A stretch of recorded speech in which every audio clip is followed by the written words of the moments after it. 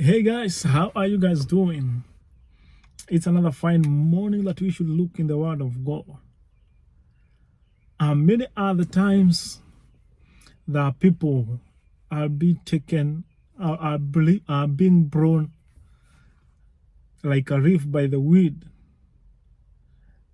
through these crazy teachings of these prophets which are just coming up. It's because they don't know their God. They don't know the Bible. They don't want to read the Bible. They want miracles.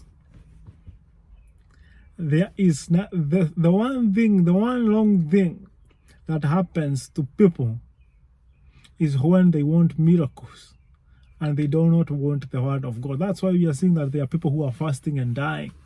That's why we are seeing that there are people who are doing some crazy stuff, because the pastors or the people who are preaching these words, or these people who are being called the pastors, they are altering the Word.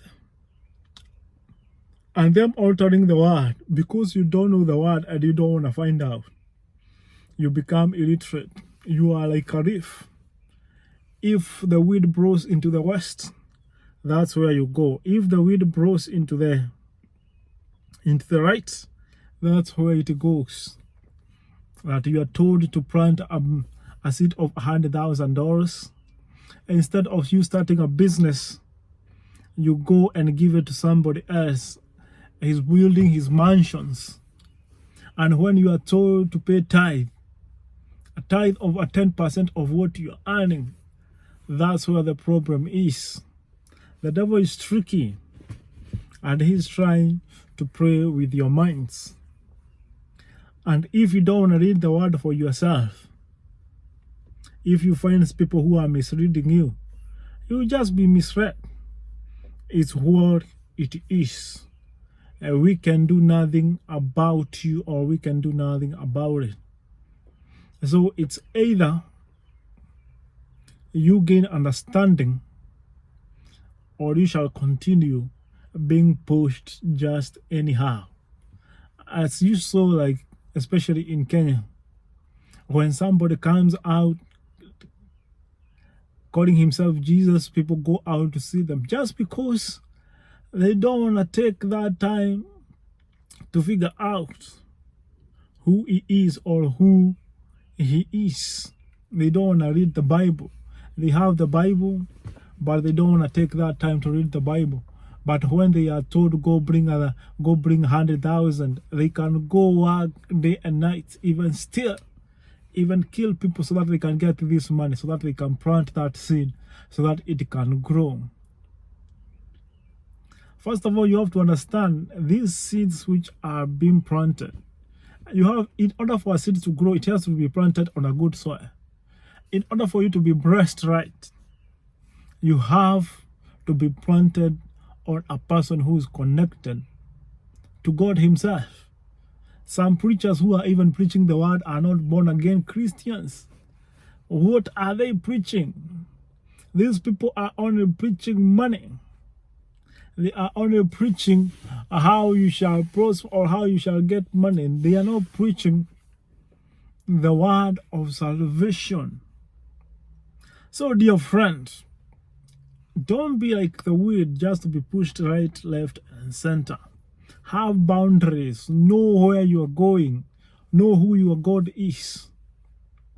And when you do that, you shall be blessed. And that's how I want us to talk about in the book of Daniel 3, so that we can see how people know their God well. Because if you don't know your God well, you shall trip when issues come, when storms come. You shall go down by just a shake-up of a whirlwind, like just a shake-up of a small storm, and you find yourself going down. So we shall look into the story of Shadrach, Meshach, and Abed-nego. So there is this king who is called Nebuchadnezzar, and he makes himself a statue.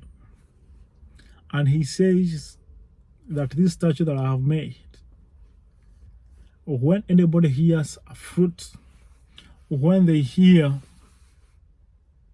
any song or any sound which comes from any instrument, and they should bow. And they should bow for his idol, just to be so that he can just be acknowledged that he is the man or he is the boss.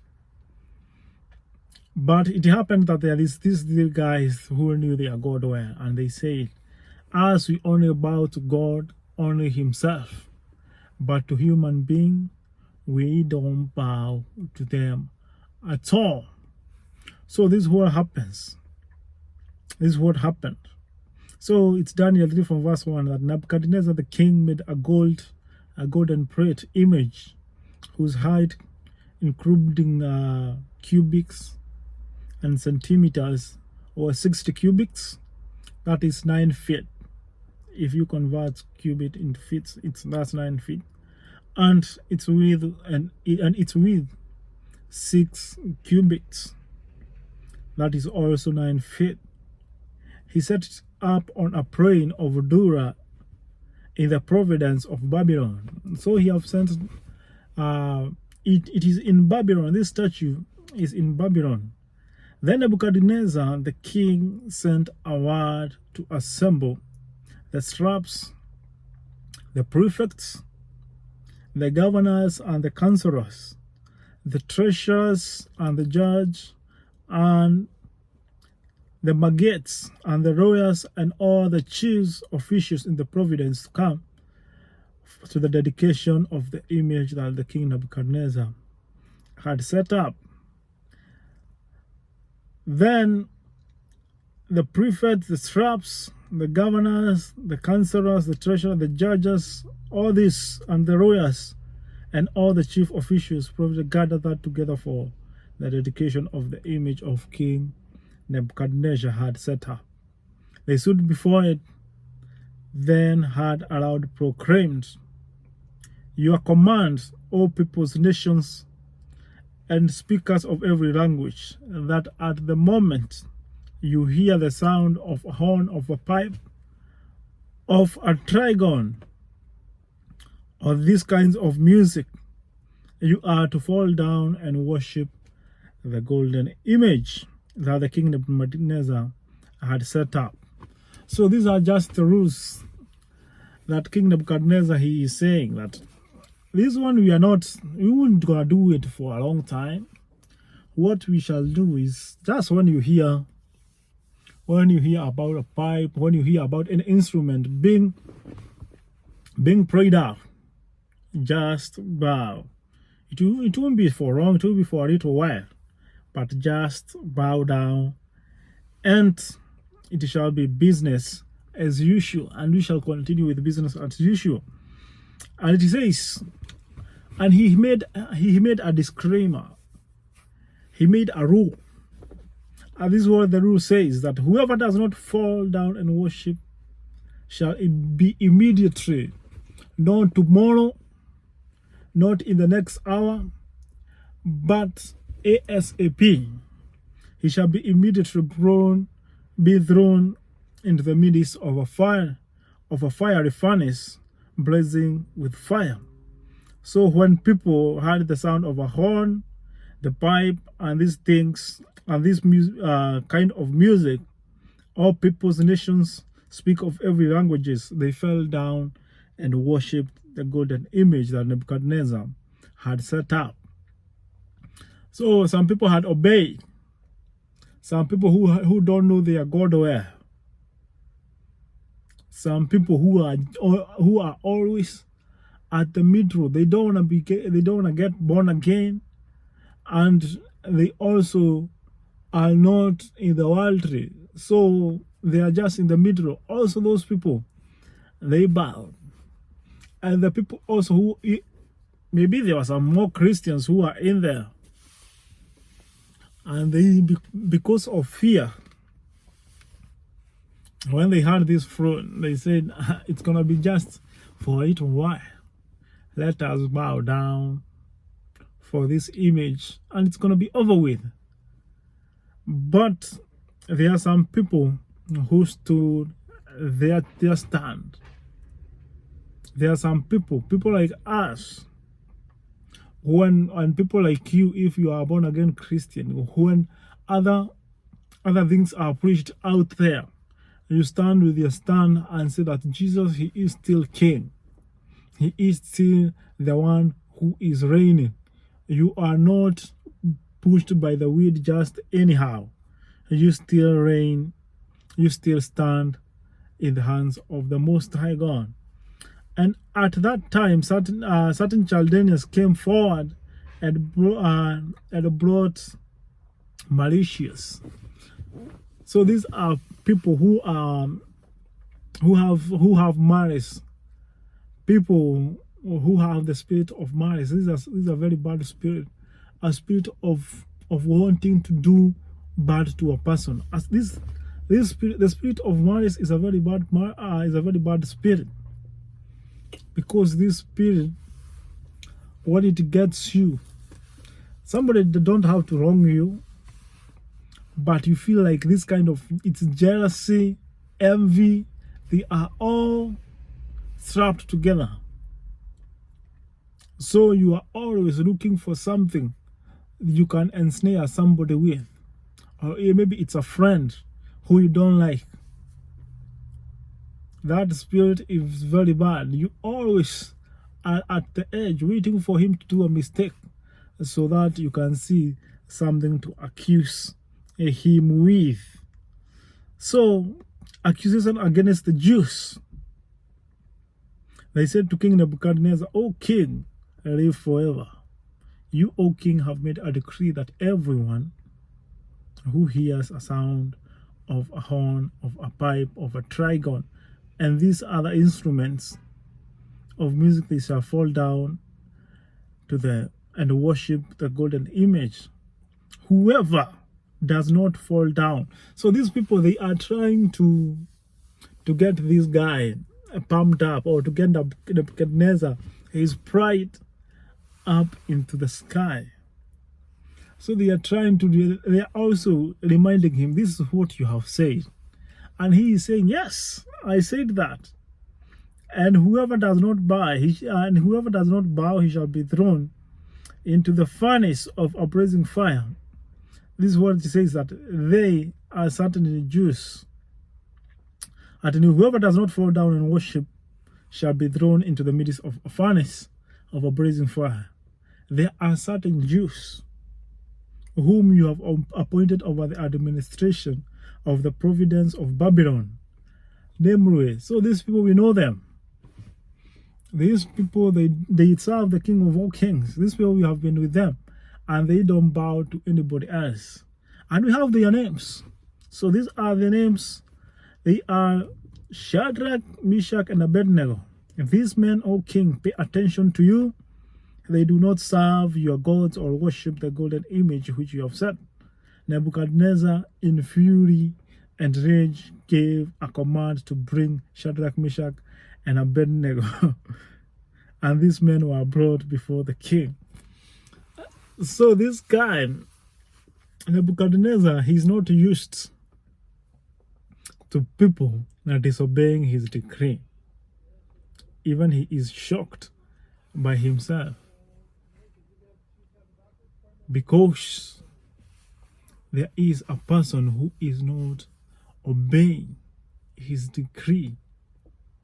He's shocked. He's wondering, I'm the king, and when I say something, it's always done. How comes that now these people, they are not following what I'm saying? Nebuchadnezzar, he is really shocked, and he says, bring them over here ASAP, like ASAP. And now this is what Nebuchadnezzar said. Nebuchadnezzar said to them.